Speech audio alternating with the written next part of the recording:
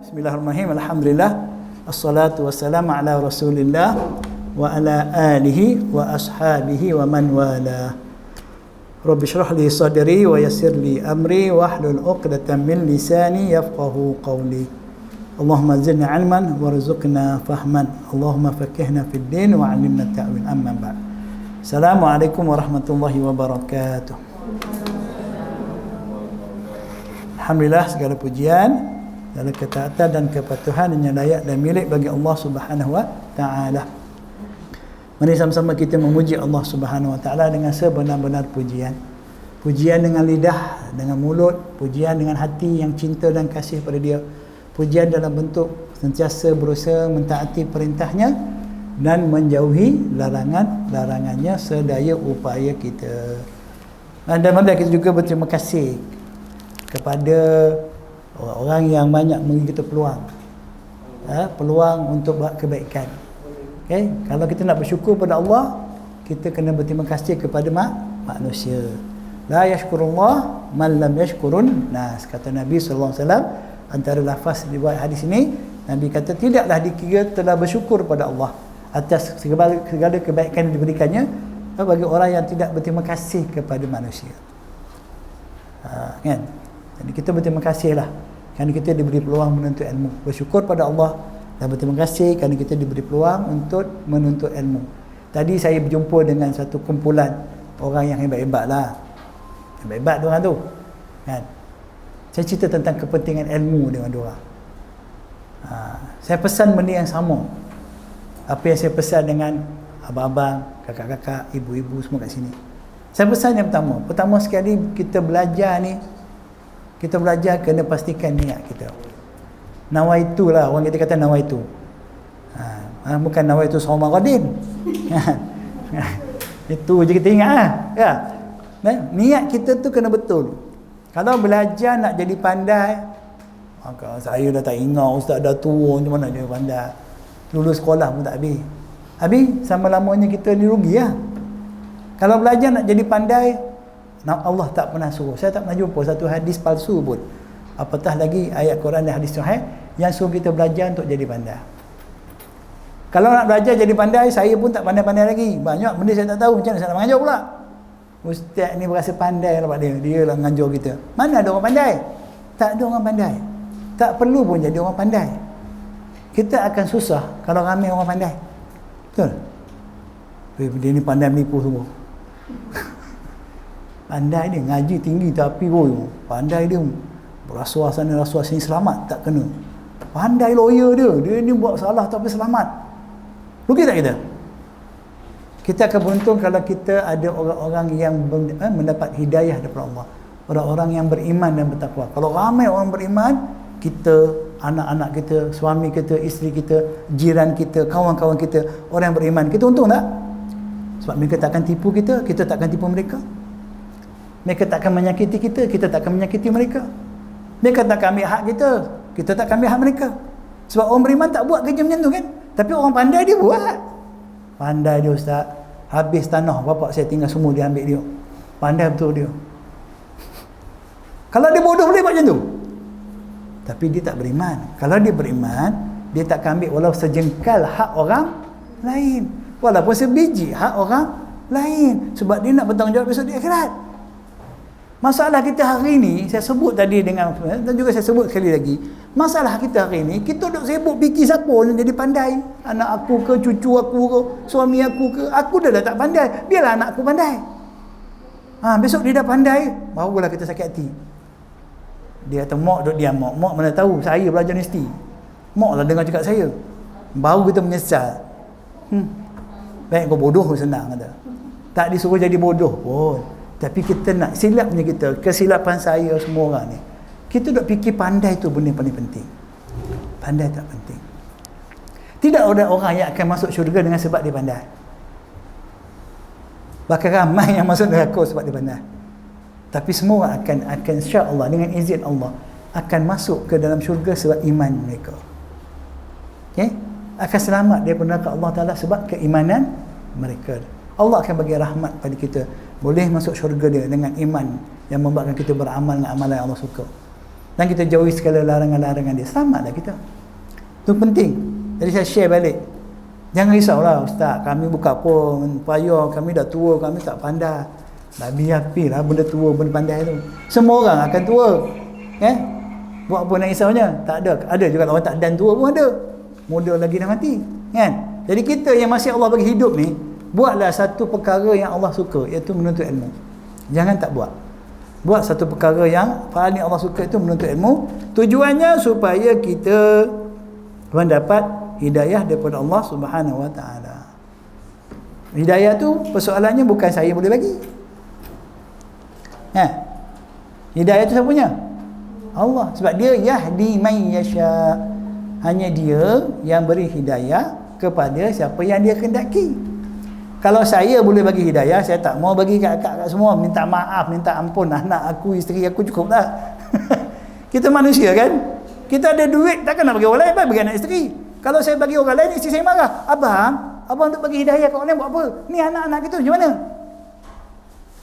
Sebab tu Allah tak bagi kepada kita. Benda tu benda penting. Allah baru bagi duit sikit pun kita gaduh lah. Abang ni ada duit, asyik tolong adik-adik abang je. Gaduh lah kan? Kita ni dah susah tolong orang. Kita ni macam mana? Itu duit tu pasal tak ada harga, Allah bagi pada kita. Duit tak ada ni, dari Allah. Tapi hidayah ni suatu yang amat hebat. Kalau dia bagi pada kita, memanglah kita tamak haloba kita, bergaduh. Sebab tu Allah tak bagi, dia yang nak bagi. Dan dia akan bagi kepada siapa yang dia kehendaki. Dan dia tahu wa a'lamu biman ihtada. Dan dia lebih mengetahui siapa yang layak mendapat hidayah dia. Allah lebih tahu, saya tak tahu. Nampak datang semangat hari ni, ramai penuh, saya pun rasa Masya Allah, Tabarakallah. Saya tak tahu siapa ramai betul-betul datang nak menuntut ilmu. Akak-akak, abang-abang tengok saya mengajar, ustaz ni mengajar pasal apa sebenarnya, mana tahu niat saya. Benda kita tak tahu. Tapi yang pastinya Allah yang maha mengetahui. Sebab tu biarlah dia bagi benda yang paling berharga ni. Hidayah tu milik dia. Sampai Nabi kita Muhammad sallallahu alaihi wasallam sendiri, dia tak boleh bagi hidayah kepada orang-orang yang dia kasih sekalipun. Innaka la tahdi man ahbabta walakinnallaha yahdi man yasha. Sesungguhnya engkau Muhammad, engkau sendiri pun tak boleh nak bagi hidayah kepada siapa yang kau sayang sekalipun. Tapi Allah yang bagi hidayah pada yang orang disayangi. Kejap ya. Makanan dah sampai, mungkin dia dekat. Ada dah. Okey. Itu cerita dia, hidayah penting. Cuma saya nak ingatkan pada diri saya, semua kita belajar kerana Allah. Memang susah belajar ni. Patutnya terima kasihlah, sebab apa? Minggu lepas saya baru cakap, kelas kita tak bertukar, pukul 2.30 juga. Tapi tak apa, doa siapalah kat sini. Ada doa yang mustajab. Tuan Hadi jumpa saya, okey ustaz, kita buatlah pagi, tak apalah. Saya kata aku baru dia cakap sama kakak ni, no change. Tapi tu kan hidayah kan Allah punya. Dia adalah orang yang berdoa tu.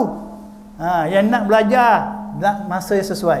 Walaupun untuk saya sesak tadi baru pergi sana nak dengan budak lagi. Tapi kalau nak betul menuntut ilmu tak apa. Sebab tu saya minta sangat kita istiqamah. Kita minta hidayah Allah Ta'ala daripada apa yang kita belajar, dan minta pertolongan istiqamah, kita kekal. Kita datang menuntut ilmu apa keadaan pun. Kita kena utamakan Allah lebih daripada kehidupan kita kalau nak selamat. Sebab kalau kita utamakan hidup, kita akan mati, hidup akan kita tinggalkan. Tapi kalau kita utamakan Allah, walaupun kita mati, kita akan bersama Allah. Antara bukti kita mengutamakan Allah, kita dah belajar benda yang dia sayang, iaitu agama ini. Tuan-tuan, akak-akak, abang-abang tak akan rugi. Saya bukan saya berjamin, Allah jamin. Tidak akan rugi orang yang sentiasa mengutamakan Allah. Orang yang sentiasa mengutamakan apa yang Allah utamakan. Ilmu ni salah satu perkara yang amat Allah sayang pada kita. Dan dia amat sayang pada ilmu, dan dia suka orang yang menuntut ilmu. Kita mungkin tak boleh buat banyak macam orang lain. Tak mungkin nak boleh buat banyak kebaikan yang menyebabkan Allah sayang pada kita seperti orang lain. Tapi ada satu benda semua orang boleh buat. Kita boleh menuntut ilmu sama-sama. Kita nak bagi tanah 10 keping buat wakaf tak ada. Kita nak bagi emas kita pun tak ada. Tapi kita nak dapat ilmu, kita belajar, Allah sayang pada kita, boleh. Jadi saya minta sangat kita istiqamah. Okey? Dan pada Pertemuan lepas kita tengok tajuk sukar mempelajari dan malas beribadah berpunca dari maksiat. Muka surat 2. Kan, buku kecil ni. Kan, minggu lepas. Saya baca baliklah sebab ramai yang tak ada minggu lepas. Minggu ni alhamdulillah meriah. Moga-moga minggu depan pun meriah juga. Kan? Okey. Cerita tentang Imam Syafi'i rahimahullah, Muhammad bin Idris Asy-Syafi'i, imam mazhab kita. Okey. Dia cerita dia mengadu pada guru dia Al-Waqi'. Waqi' ni guru dia. Pada Imam Syafi'i ni orang yang beriman. Memang kita ketahuilah, walaupun tak pernah kenal dia, kita sebut sangat aku ni mazhab Syafi'i. Tumpang, kata orang tu tumpang seronok jugalah. Kan? Mazhab Syafi'i. Apa kata dia? Dia mengadu pasal apa? Su'u hifzi. Aku ni tak ingat semua. Kata orang Kelantan. Payah nak ingat. Oh ustaz, kami dah tua ni ustaz. Padahal dia tu subhanallah, ingatan dia kuat, tapi dia masih lagi rasa kurang. Kita tahu tak ingat tak kuat, makin tak buat. Menjadi alasan, jadi hujah dalil. Ustaz, dah tua ustaz, belajar pun tak apa, tak guna ustaz. Ya ke? Tahu ustaz, belajar tak ingat. Yang minggu lepas ustaz cakap, ustaz tak ingat. Mesti ada sebab kenapa tak ingat. Mesti ada sebab. Sebab kita, otak kita ada tidak? Ada? Takkan tak ada otak? Ada otak. Otak masih dekat sini. Kalau orang kata otak lah ingin ingat kan? Otak kita ingat. Otak kita ada lagi. Dah ustaz. Mana otak dah lemah? Mana tahu? Pernah nampak? Pernah tengok? Tak pernah. Tapi kita selalu bagi alasan tak nak belajar. Sebenarnya bukan masalah otak kita lemah, ingatan tak kuat. Sebenarnya adalah sebab maksiat yang kita buat. Maksiat yang kita buat. Sebab tu bila dia tanya pada guru dia ngadu tentang kelemahan ingatan dia, kata fa arsyadani ila tarkil ma'asi, maka guru saya dia nasihatkan saya supaya saya tinggalkan maksiat. Imam Syafi'i buat maksiat ke? Allahu akbar. Dari kecil lagi hafal Quran, belajar apa kitab-kitab hadis. Boleh umur 15 tahun dah boleh mengajar. Orang yang meninggalkan khazanah ilmu yang begitu banyak. Adakah dia ahli maksiat? Oh, dia tidak ada maksiat, tapi tetap dia beri pesan. Sebab itulah mungkin asbab berlakunya kita ni jadi tak semangat, alasan banyak nak belajar. Sebab kita dah seronok dengan maksiat. Hati kita ni dah dipenuhi dengan titik-titik hitam akibat daripada dosa yang kita buat. Sehingga Allah tutup hati kita. Khatamallahu ala qulubihim. Dikunci mati, diikat. Nauzubillah min zalik. Jadi kata nak pergi sebut, mungkin datang belajar nak tu Allah. Kan? Rasa susah ada je. Tiba-tiba je. Mari hari Ahad je, mula kek kepala. Sungguh bukan buat-buat. Sungguh. Memang syaitan tak nak kan? Main kaki gigi. Mari pula tiba-tiba anak kata nak balik. Allah, cucu nak balik ni. Kau tak ada hari lain lah. Hari Ahad lah kami datang ni. Kami Ahad cuti. Ni payah ni. Kenapa payah sambung surah buat hari Ahad? Mula kalau kita buat hari Senin pula, dia kata, hari Senin orang kerja. Bila nak belajar? Tak ada hari tinggal hari kiamat. Hari kiamat tak boleh belajar dah. Kan? Jadi memanglah dia akan, sebab maksiat yang kita buat yang menyebabkan kita rasa penat, panas, cepat letih, sakit pinggang. Kita duduk depan TV tengok cerita Hindustan tu kan? Tak pernah sakit pinggang. Bukan kakak ni cerita orang lain. Tak pernah. Tapi kalau duduk pada hadah, duduk dalam aircon, rumah ada aircon. Ni ada aircon, ada kipas, masuk TV lagi, yang main-main. Masuk YouTube lagi. Tak nak juga. Pasal apa? Ni hati. Kan? Sebenarnya bukan hati, ni jantung kita. Saya memahami maksud hadis tu bukan hati, jantung. Tapi kita biasa sebutlah, orang Melayu kata jantung hati. Hati jantung kita. Tapi hati pun tak apalah, kita faham benda tu. Jadi tinggalkanlah maksiat kerana Allah. Jangan tinggal maksiat kerana manusia. Kalau kita tinggal maksiat kerana manusia, kita dah syirik pada Allah. Kenapa awak tak jadi mencuri? Ada orang ada lah, tak jadi lah. Bukan kerana Allah. Kenapa dah tak menyanyi lagi? Saya dah tua dah, suara dah tak serak dah, tak jadak lah. Tapi suka menyanyi? Suka. Tapi tak menyanyi dah. Itu bukan meninggalkan maksiat kerana takut Allah. Itu kerana dah tak larat. Betul tak? Dulu kita lah, kalau kenduri kahwin, kita lah kan ke depan lah. Contoh. Sekarang tak. Sebab apa? Sebab saya takut pada Allah. Saya menyesal, saya bertaubat. Itu yang betul. Okay? Kemudian disebut lagi. Perbuatan maksiat menggelakkan hati yang boleh mengakibatkan seorang menjadi malas beribadah. Jadi menuntut ilmu ni ibadah. Bahkan itu pertama sebelum kita solat, kita kena belajar dulu macam solat tu tak? Solat kita bersolat, kita kena tahu tentang wuduk, kena belajar dulu. Takkan terus nak berwuduk tapi tak tahu. Macam mana nak berwuduk kalau tak tahu wuduk? Macam mana nak solat kalau tak tahu solat? Kita nak masak pun kena tahu juga macam mana masak. Kalau tak kenal berah pun tak kenal, gula garam tak ada beza, macam mana masak? Kan? Tak mungkin kita jadi orang yang boleh buat suatu benda yang elok. Macam mana kita nak solat kalau kita tak belajar suatu ilmu dulu? Tapi bukan mana, ustaz saya tak habis ngaji lagi, tak boleh solat lagi. Jangan faham macam tu. Kan? Kita belajar, kita buat. Belajar, buat. Allah yang akan bagi kita taufik, persetujuan, dia bagi kekuatan untuk kita beramal dengan amalan yang baik. Okey, belajar. Jadi kita tengok hari ini tajuk ketiga, menyuruh kepada kebaikan dan mencegah kemungkaran. Itu sifat orang yang warak. Muka surat ketiga. Jumpa tak semua?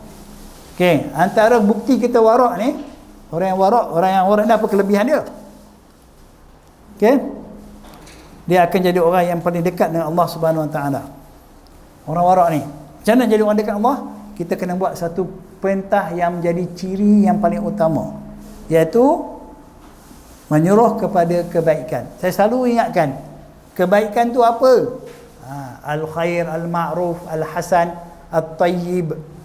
Tu dalam Quran kalau jumpa perkataan macam tu ada banyak. Apa dia benda baik? Biasa kita faham benda baik ni, saya ulang balik, saya ingatkan diri saya yakin saya beritahu dah. Benda yang baik ni biasa yang kita sukalah. Betul tak? Biasanya majoriti benda yang kita suka, kita kata baiklah. Betul tak? Kalau tak suka, tak nak ah. Aku tak suka makan sayur. Padahal sayur tu yang baik. Aku suka makan ayam. Ayam tu yang tak baik.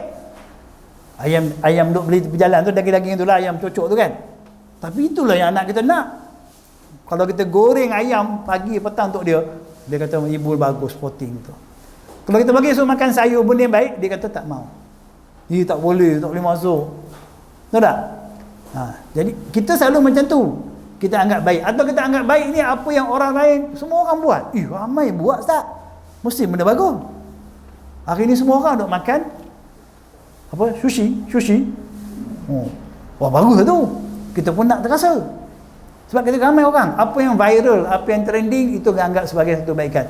Padahal dia tak tentu. Bahkan Allah kata kalau kamu ikut apa yang ramai orang buat, kamu sesat. Kamu pasti akan sesat. Pasti akan sesat. Sebab ramai yang buat tu bukan betul. Nampak tak? Jadi bukan itu kebaikan. Bukan juga dikatakan sesuatu yang baik itu pasal dah lama kita buat, turun-temurun datuk nenek kita buat. Bukan. Kebaikan ni saya dah bagi tahu, senang je untuk saya faham dan semua faham. Kebaikan ni ialah apa yang katakan kebaikan, ibadah ke, amal soleh ke, khairun ke, hasanan ke, thayyibun yang kita jumpa Quran. Yang dikatakan amal soleh atau kebaikan itu ialah setiap apa yang Allah kasih dan Allah redha.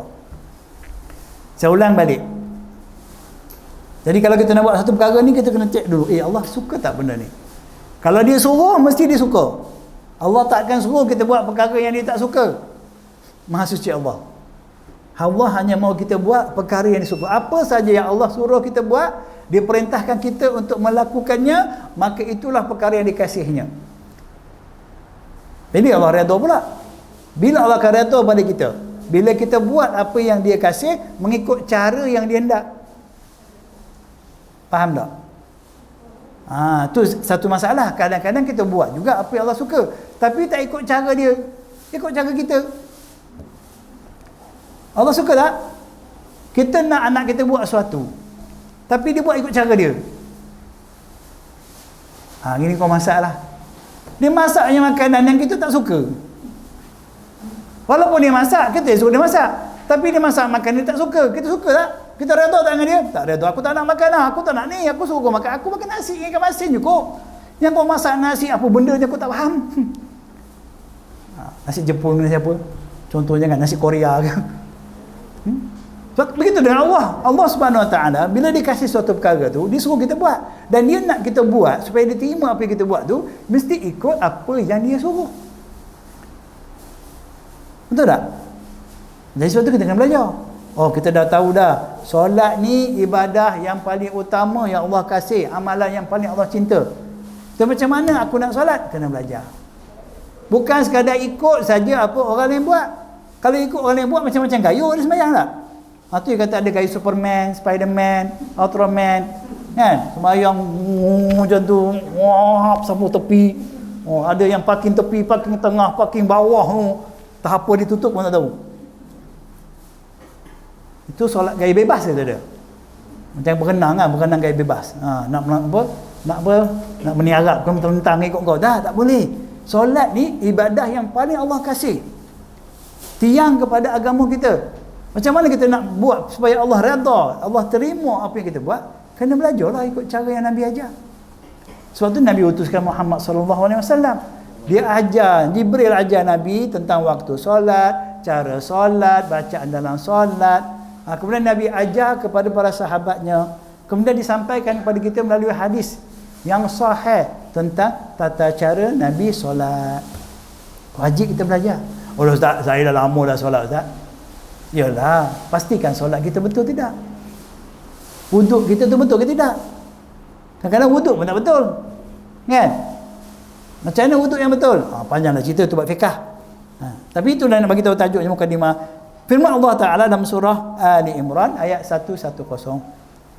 Kuntum khaira ummatin ukhrijat linnas ta'muruna bil ma'rufi wa tanhauna 'anil munkar wa tu'minuna billah. Ini contohnya.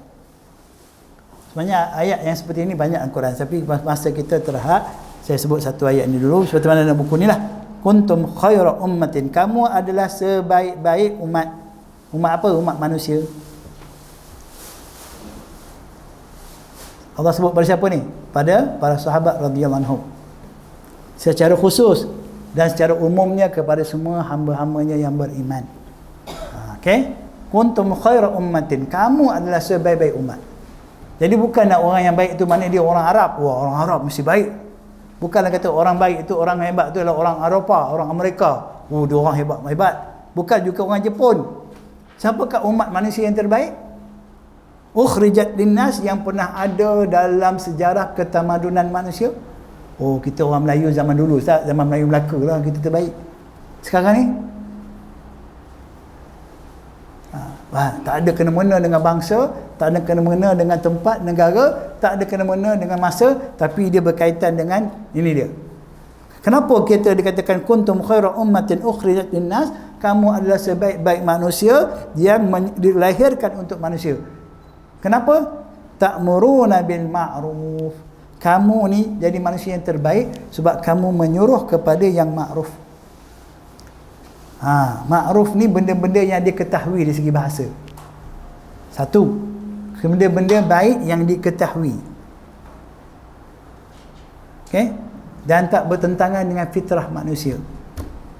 Contohnya apa? Makan. Makan tu satu kebaikan. Kalau kita manusia makan, itu benda yang baik, ma'ruf. Kalau tak makan, tak ma'ruf. Sebab bertentangan fitrah. Aku tak nak makan. Kenapa? Tak, aku dah bernazar tak makan 30 hari 30 malam. Nak menuntut ilmu kebal. Siapa suruh? Itu tak ma'ruf. Tak, aku tak nak makan, nak jaga badan. Kena makan juga. Contohnya. Fitrah itu ma'ruf, benda yang fitrah. Kan, berjalan guna kaki. Ma'ruf tak? Ma'ruf. Kaki itu guna berjalan. Tapi kaki itu guna tendang orang, ma'ruf tak? Tak tahu. Fitrah lah kan? Fitrah berjalan dengan kaki. Tapi hari ni ada orang nak berjalan atas kepala. Kan, menari-menari pusing tangan berjalan. Kan? Berdiri dengan dua kaki itu fitrah kan? Kalau berdiri sebelah kaki, itu bangau. Kan? Kena denda berdiri sebelah kaki itu bukan fitrah. Ma'ruf ni benda yang fitrah, yang fatarallahu fitratullah allati fataran nas 'alaiha. Fitrah yang Allah tetapkan pada manusia, yang Allah tetapkan dan Allah suka benda tu. Kita kena sebagai manusia ada fitrah kita.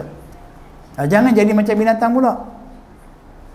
Okey, jangan hidup seperti makhluk yang hina itu, binatang. Ini kamu menyuruh pada sesuatu yang fitrah. Agama Allah ni agama fitrah yang sesuai dengan kita sebagai manusia.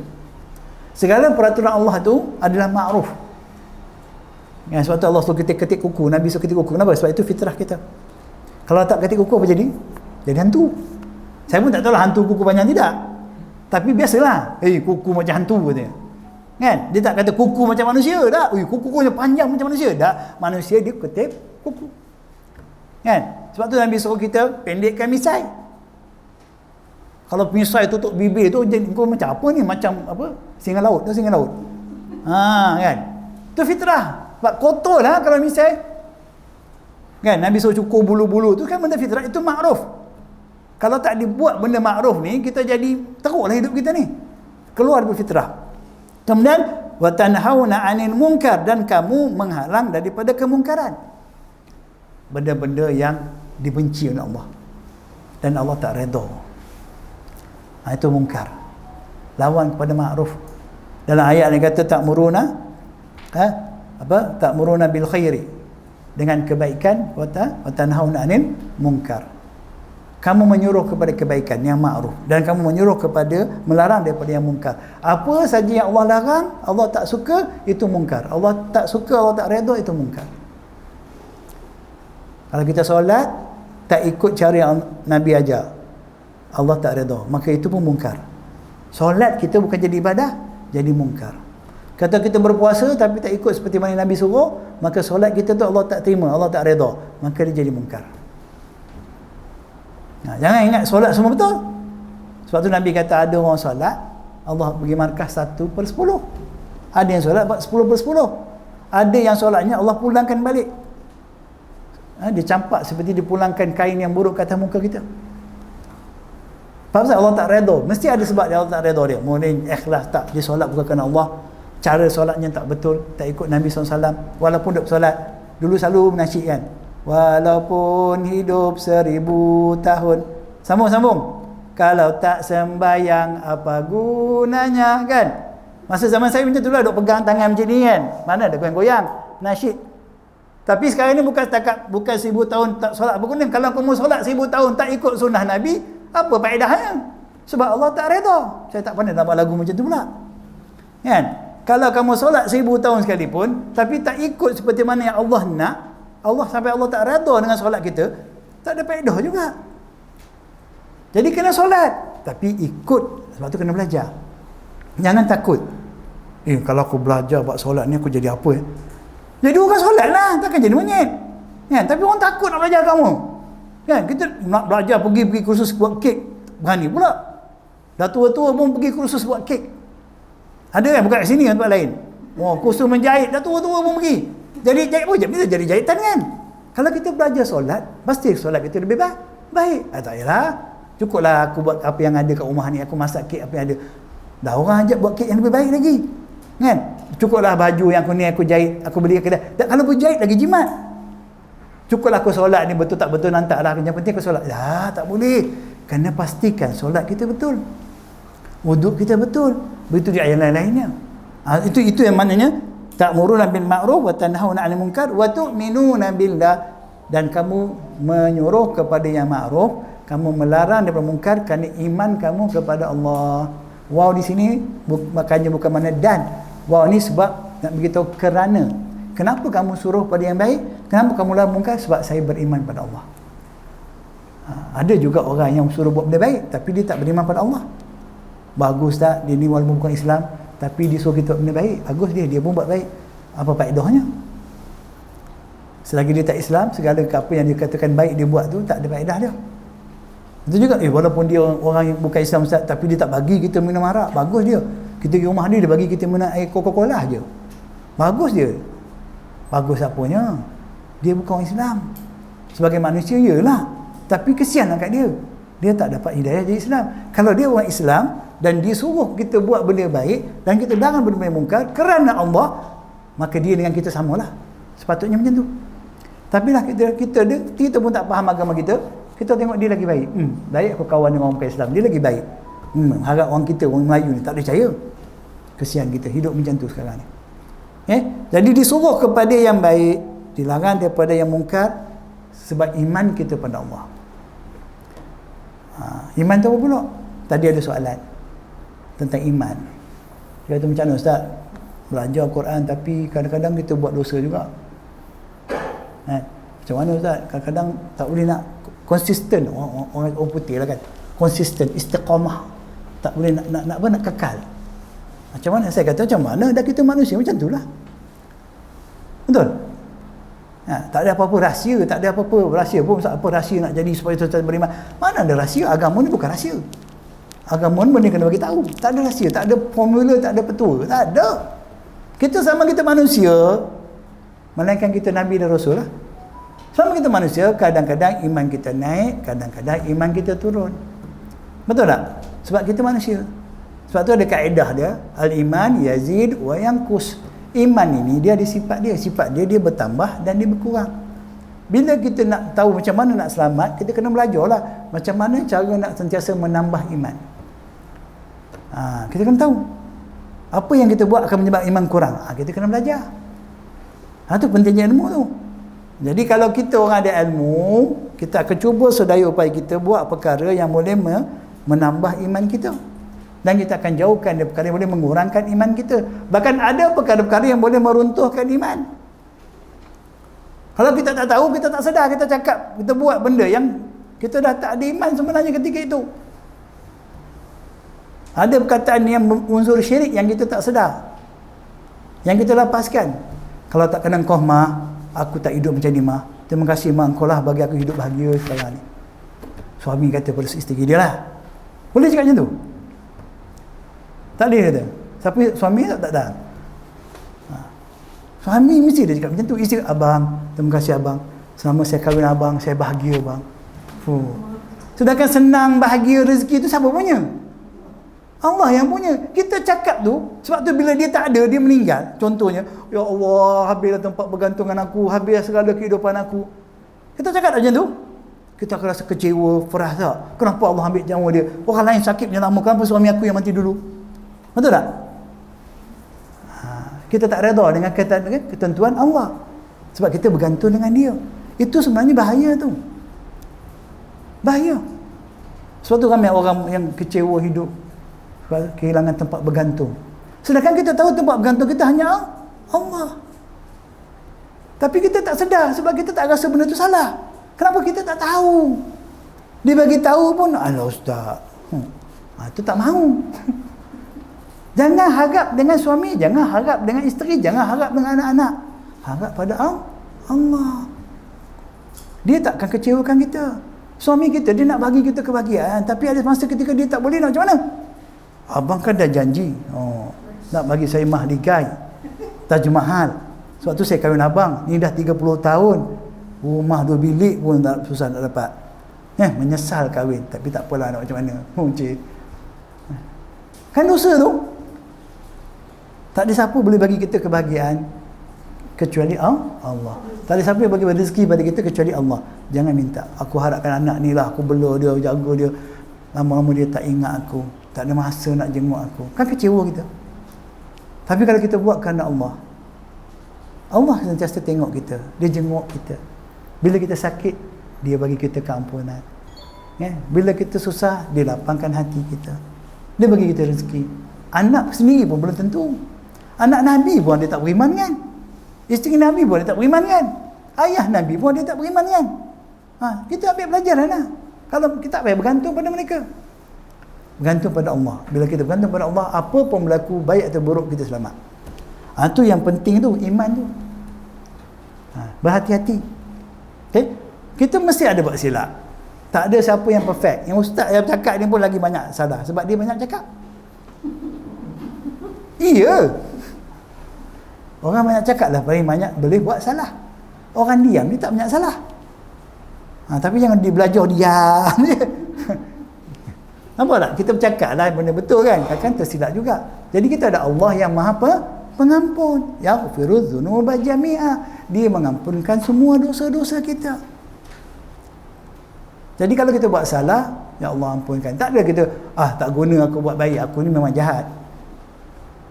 Atau kita kata kau ni memang tak ada harapan lah, neraka lah kau ni. Punya jahat macam ni, aku tak harap lah kau. Tak boleh. Sebab al-maghfiratu milik Allah. Dia yang Ghaffar. Dia yang memberi keampunan. Allah Ta'ala sendiri memberi keampunan walaupun dosa kita sebanyak bumi dan langit. Dan dia boleh bagi ampun sebab tak rugi sikit pun bagi pihak dia.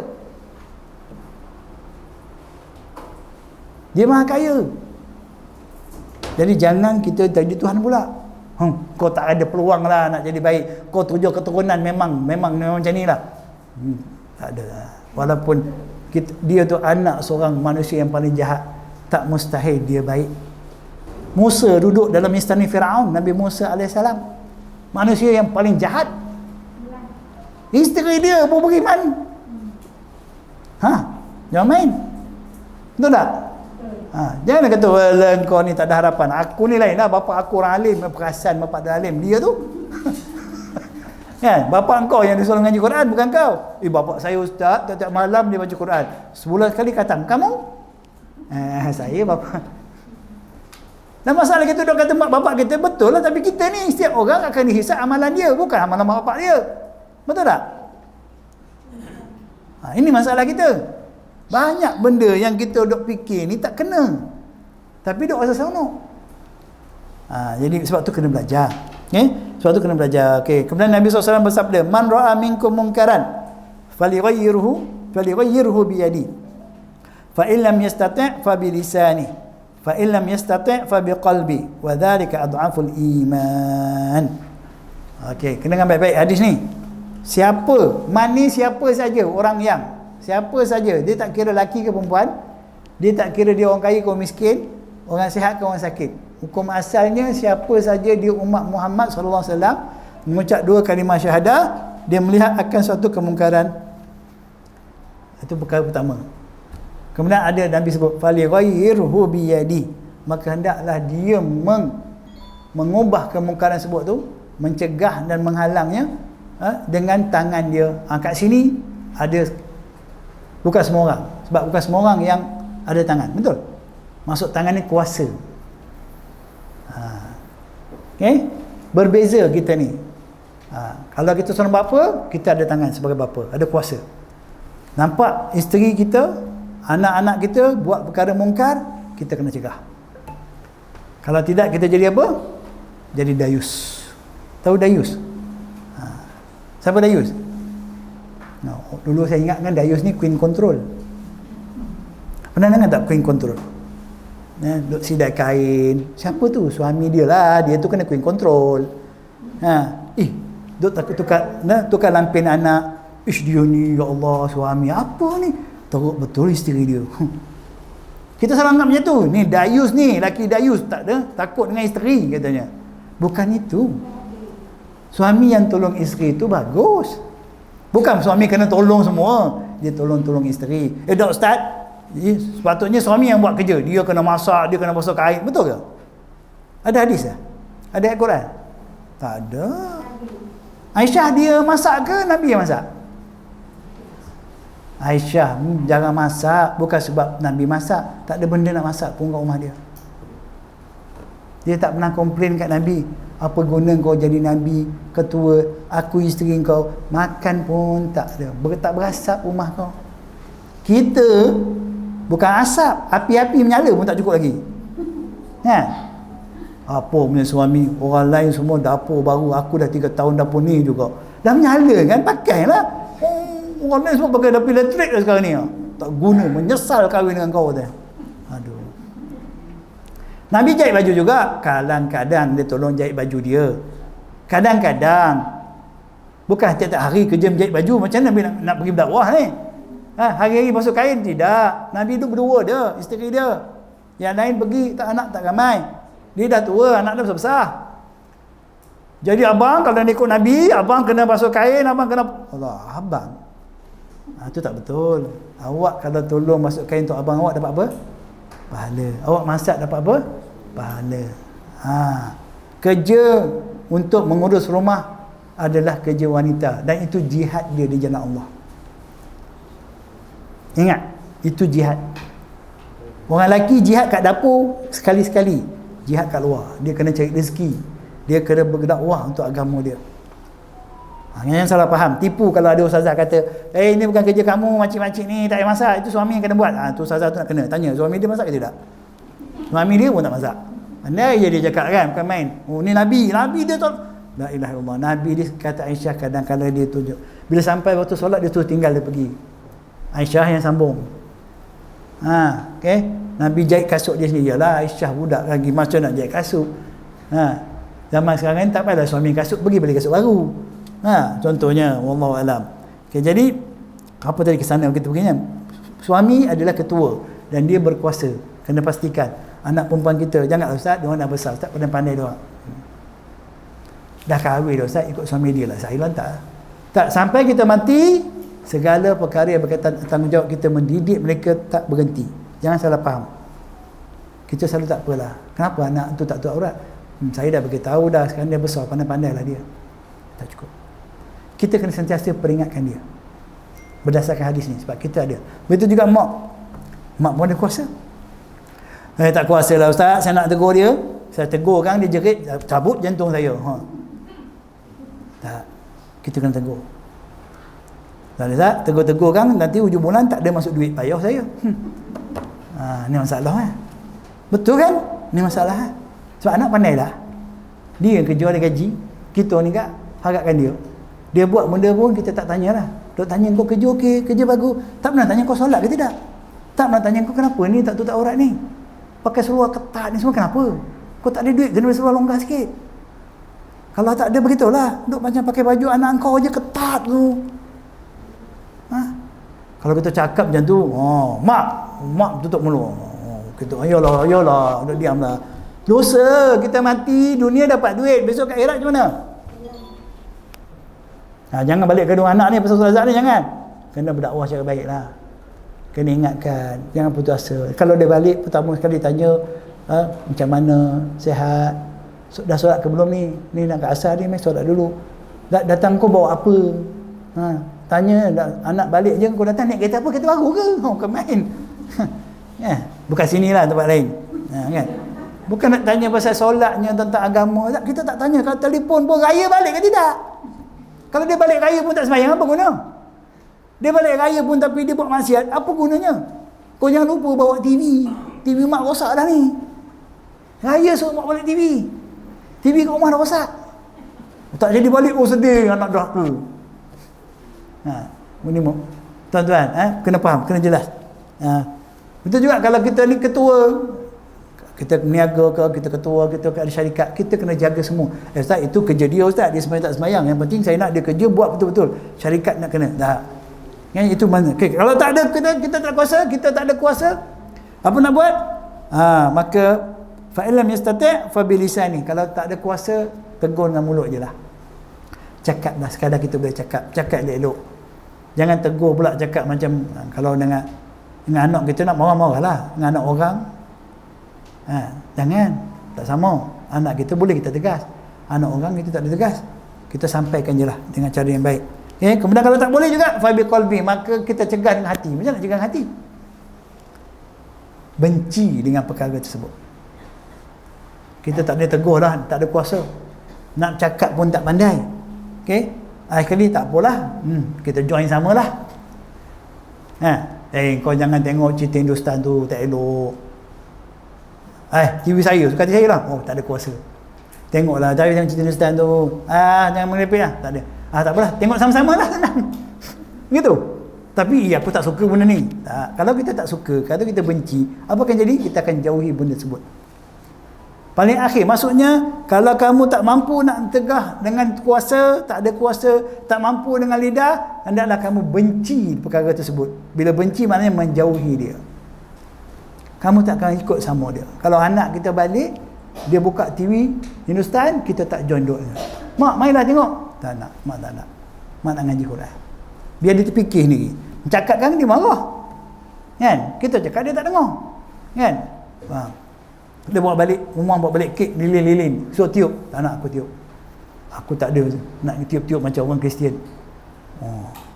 Kau balik dah, aku cukup dah. Tapi buat benda-benda macam ni aku tak nak. Tak berani cakap. Tak berani cakap, berani maju. Dia jangan join dia.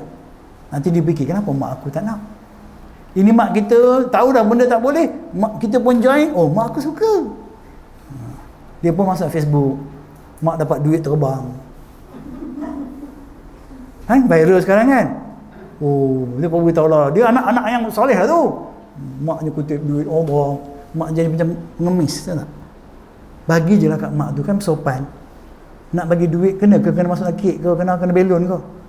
Kena bagi ke? Oh, orang lain buat macam tu mesti best. Kita buat lah.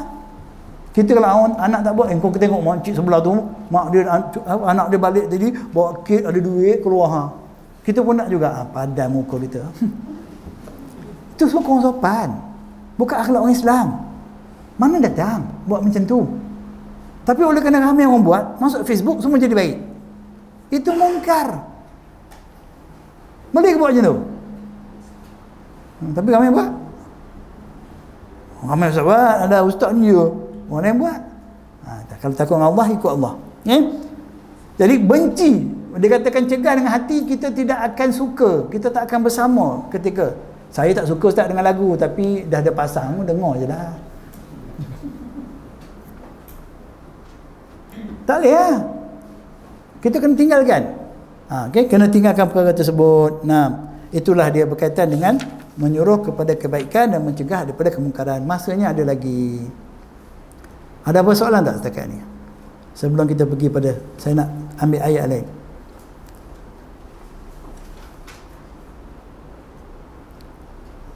Semua faham? Memang dahsyat anak murid saya. Tengok Tuan Hadi, semua faham. Tak ada soalan. Okey, kita pergi pada muka 4. Mendahulukan dakwah kepada ahli keluarga. Nampak tu? Tanggungjawab kita sebagai orang yang warak, yang akan mendapat kedudukan yang istimewa di sisi Allah Ta'ala. Okay? Kita mestilah mendahulukan dakwah kepada ahli keluarga. Kalau ustaz, saya ni bukan ustaz, bukan ustazah, nak dakwah macam mana? Itu selalu bagi alasan, kita bagi alasan. Kan? Saya sendiri pun tak betul. Habis, kalau tak betul, berlebihan je tak betul. Kan? Memanglah dakwah tu bermula pada diri sendiri. Ku anfusakum. Kan? Okay, dan ayat ini kita akan jumpa. Mulakan dengan diri kamu sendiri. Dan berserentak dengan itu, dengan ahli keluarga kamu. Jangan tunggu kamu jadi, saya dah besok jadi alim, jadi wali, baru nak dakwah. Tak duk lah maksudnya. Tak dan. Kita mati dulu ke atau mereka mati? Tak tahu.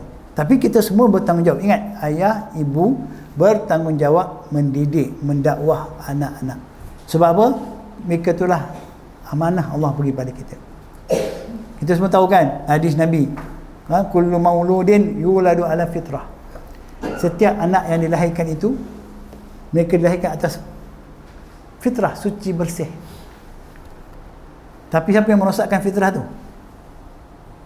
Cikgu, berbesar, mengasuh. Tak, Nabi tak kata tu. Nabi kata abawahu, kedua ibu bapa dia, yang menjadikan dia Yahudi atau asal Nasrani atau Majusi. Kita tak adalah anak kita jadi Yahudi, ya. Ada tak nak ya ke tak jadi Yahudi, tak jadi Nasrani dah lah, tapi jadi Melayu. Kita didik dia macam orang Melayu lah. Dulu, sekarang orang Melayu pun tak ada gaya orang Melayu dah. Anak semua didik macam orang Barat. Kan? Anak-anak dididik macam orang Barat. Cakap Melayu pun tak mau. Don't cry, sit down. Bukan main.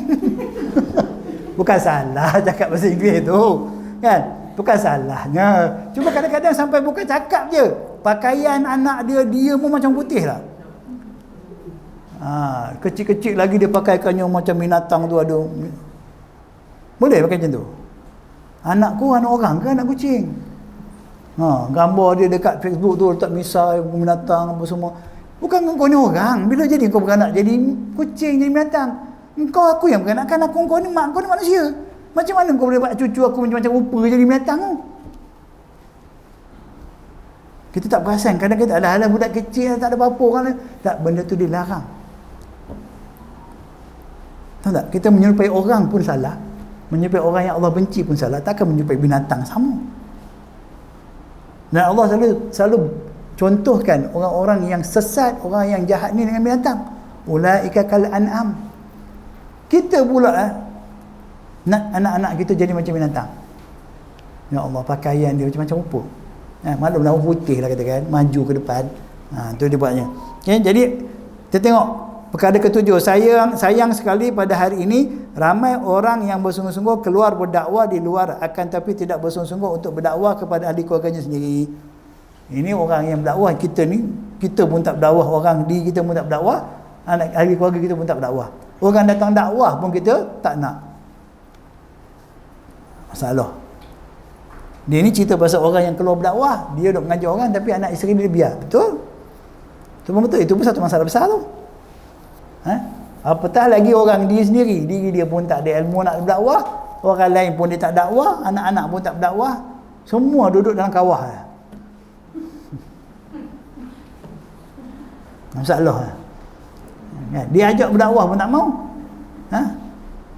Jadi masalah kita. Okey, tengok firman Allah Taala. Ini bukan firman kita, firman Allah. Ya ayyuhallazina amanu, wahai orang-orang yang beriman. Allah panggil kita hai. Hai, wahai, kita panggil. Bila kita baca Quran, kalau kita makna dia, kita terasa Allah panggil kita lah. Tapi kalau kita baca tak faham, baca je lah katanya. Dah, kalau boleh faham itu paling penting. Wahai orang-orang yang beriman, yang telah beriman, ku anfusakum, pagari, pelihara diri kamu,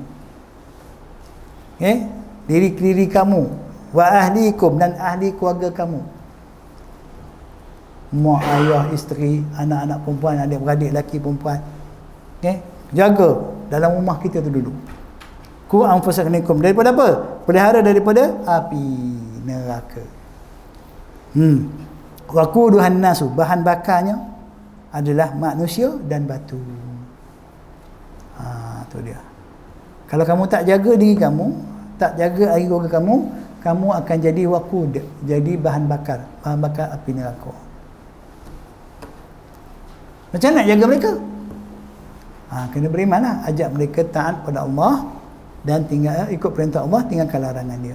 Itu maksud dia. Seorang yang warak, yang takut pada Allah, dia akan jaga diri dia dan ahli keluarga dia. Dia takkan, kita ni kadang-kadang nantak dia orang lah, macam sebut tadi lah. Yang penting saya, kita dah tua ni. Kita lah yang pergi mengaji dah tua-tua. Kita yang dah tua-tua pergi masjid solat berjemaah. Kita lah tua-tua sekali ni, kita yang tua-tua. Sampai masjid tu jadi macam rumah orang tua. Kadang saya confuse juga pergi ngajar ni. Ini masjid kesuruhan ke rumah orang tua? Orang tua macam-macam. Atau kursi bawah ada macam-macam. Kan? Ada yang bawa tongkat apa semua. Mana anak muda? Tanya Tok Imam, anak Tok Imam pun tak datang masjid. Tok Imam tadi keluar pergi masjid solat maghrib, anak dah basuh kereta. Bukan Tok Imam sini ni, ni cerita Tok Imam lain. Dia imam, dia bertugas lagi tu, dia pergi masjid. Lagi 5 minit nak maghrib. Anak dia sampai terus pakai seluar pendek basuh kereta. Cik dia pun pergi masjid. Dia tak ajak anak dia. Dia pergi masjid pun pasal apa? Pasal dia, itu aku tugas. Kalau hari tu dia tak tugas, dia duduk sama dengan anak cucu dia kat rumah lagi. Betul tak? Tu beza imam dengan iman. Imam macam tu lah. Sebab tu jawatan. Iman, dia tak kira. Dia tahu waktu solat, dia berdua, dia pergi masjid. Walaupun dia tak bertugas. Tu bezanya. Kalau dia beriman, dia kata, tak payah basuh kereta sekarang, pergi semayang dulu, ikut abah. Ini tak beranilah komplain. Nanti malam-malam tak dapat duit terbang. Rugi lah komplain kan. Yang penting anak aku balik. Kan? Tu. Lepas tu pergi kat masjid, marah orang. Dia marah imam ni. Apa ni jemaah tak ada orang punya, ramai orang Islam, masjid kosong. Anak dia tu bukan orang. Dia tak nampak anak dia nampak anak orang. Saya tanya dengan imam tu komplain, Ustaz minta maaf Ustaz, macam ni Ustaz, kita ni walaupun duduk di kuasa perumahan ni banyak orang Melayu, tapi dia tak datang semayang. Saya kata, imam ada anak? Ada. Anak kat mana? Ada 2 rumah. Dia bukan orang Melayu. Melayu? Habis kenapa tak datang masjid? Ustaz, dia dulu masih boleh sayang ramai-ramai lah. Sekarang ni macam mana kan? Dulu tu dia dah gaduh orang lain, dia kata orang lain tu jiran sebelah tak datang, anak dia tak bawa. Saya kata kalau Tok Imam ada seorang isteri, ada 3 orang anak, 3 orang, imam dah dengan isteri 4 orang, 5 dah. Kalau 2 isteri, itu dia suka senyum. You tak ya, kalau 2 isteri ramai jemaah kat masjid. Kalau 2 isteri kau tak jumpa masjid, kau kena kejar. Nampak tak? Kita sebenarnya Allah suruh jaga diri kita. Kalau semua orang kita imam bila AJK ada berapa ramai? Kata dia 10 orang. Kalau seorang ada 1 anak, dah 20 orang ada jemaah ke masjid. Betul tak? Tapi tak bawa. Anak duk main game, anak duk tengok TV, anak duk main bola lagi. Ayah warak nak masuk syurga. ayahnya warak masuk syurga. Ramai dia bermeeting kat mesyuarat kat masjid, macam mana nak panggil orang, kan? Meeting macam mana nak jemput orang, anak sendiri pun duk main lagi tak jemput. Ini bala kita ni. Ni masalah ni. Semoga Allah selamatkan kita. Berdakwah untuk diri kita, ahli keluarga kita. Kita tegur dulu. Kita betulkan ahli keluarga kita. Jangan sibuk cari orang lain. Diri kita sendiri. Dan itu tanggungjawab kita. Kita ni orang awam. Dalam bab tanggungjawab berislam, kita bukan orang awam, kita orang Islam. Semua kena belajar. Tapi bab nak menegur, ada ulil amri untuk orang lain. Ada pihak-pihak berkuasa. Kita mula daripada rumah kita. Sebab kita akan ditanya tentang rumah kita, bukan ditanya rumah orang. Itu yang kita ni lebih rajin tegur orang. Rumah orang kita semua kita tahu. Tegur habis, dapur dia apa semua. Semua bilik air dia pun kita tahu. Engkau ni Nah, itu masalah kita. Jauhkan perbuatan tersebut. Jadi itu tanggungjawab kita. Pertama kali tanggungjawab ibu bapa ni, ni kena ingat. Bukan sekadar bersuah bagi makan minum. Itu satu tanggungjawab, tapi memberi didikan agama. Sebab tu adik kata bawa lah ada anak, ada suami, tarik kemari. Tak cukup kursi ni kita letak lagi, ada banyak lagi kursi kita boleh susun. Kalau betul ramai lagi 2 tingkat kita buat dewan. Betul tak dia? Besok kita pergi belajar kat kompleks kita kat Bola Lempit, lagi luah. Tapi kalau ada sedia macam ni, datang 3-4 orang, meja ramai daripada orang, kursi ramai daripada orang, pelik lah tu. Macam kita kat surau lah kan, tiap-tiap tahun pembesaran surau, orang tak ada. Saya pelik selalu, saya selalu tanya kat JK, dia besar ke? Dan tu Ustaz, solat raya penuh Ustaz, tak cukup orang. Solat raya setahun sekali, 2 tahun sekali. Sunat pun tak ada orang masuk neraka tak solat raya. Tak ada orang yang akan, tak ada mazhab mana-mana pun, Syiah pun tak cakap macam tu. Tapi untuk solat raya tu, sayap kiri, sayap kanan dia buka pembesaran masjid. Saya selalu cakap, JK selalu marah dengan saya. Saya kata, buat apa buat projek macam ni? Yang datang kuliah kita, itulah tu. 3-4 orang tu je. Sembahyang subuh, ada 5-6 orang. Habis salam, tinggal 2 orang. Lepas tu masjid kiri kanan. Besar. Sembahyang raya Ustaz. Lah. Ini kalau tak dapat hidayah ni lah jadinya. Macam tu juga kita kan. Allah, dewan ni kecil, datang 3 orang. Orang lain belajar kat hotel. Kita kat sini macam ekor kan, tak nak juga. Kalau nak bagi besar, Allah akan bagi. Kalau kita sungguh-sungguh, Allah akan bagi. Bukan Tok Adi boleh bagi. Allah yang bagi kita rezeki. Lebih baik daripada sini. Tapi kita tak nak. Kita berangan tak habis. Itu masalahnya. Jadi jagalah. Didikkan agama tu tanggungjawab pertama. Bukan bab makan minum. Sebab bab makan minum siapa lagi? Siapa? Habis kalau suami tak kerja, tak marah tak? Okay. Tak payah kerja. Allah bagi rezeki. Allah bagi rezeki. Allah akan mudahkan kita usaha untuk dapat rezeki. Bila kita jalankan tanggungjawab kita untuk mendidik anak-anak kita. Bukan sebab kita kerja dapat rezeki. Sebab kita didik anak-anak kita, diri kita, anak kita. Takut pada Allah, Allah akan permudahkan kita mendapat rezeki. Jangan takut. Dan rezeki ni bukan buat makan minum je. Banyak benda kita perlukan. Kalau setakat makan minum, ayam pun makan minum. Kucing tepi jalan tu, anjing mengatur tu pun makan minum kan. Kita kan bukan macam dia, kita manusia. Kita ada lebih daripada tu kita nak. Kita nak daripada Allah banyak benda. Rezeki, kurniaan dia, fadlun minallah. Kurniaan daripada Allah terlalu banyak. Dia banyak kurniaan dia. Kita nak yang terbaik untuk kita sampai ke akhirat. Satu, kita perlu berhati-hati. Jadi sekadar tu sajalah. Boleh ya? Ada apa-apa soalan sekali lagi? Ada soalan? Okey, tak ada. Kalau insya-Allah kita akan teruskan lagi pada pertemuan akan datang pada masa yang seperti ini juga. Kalau ada perubahan akan dimaklumkanlah. Jadi sekadar ini saja daripada saya. Semoga apa yang saya kongsikan tu memberi manfaat untuk saya dan tuan-tuan dan puan-puan sekalian. Yang baik, yang benar itu pastinya daripada Allah. Yang salah, yang silap itu daripada kelemahan saya sendiri. Saya minta maaf atas kelemahan tersebut. Wabillahi taufiq hidayah. Assalamualaikum warahmatullahi wabarakatuh.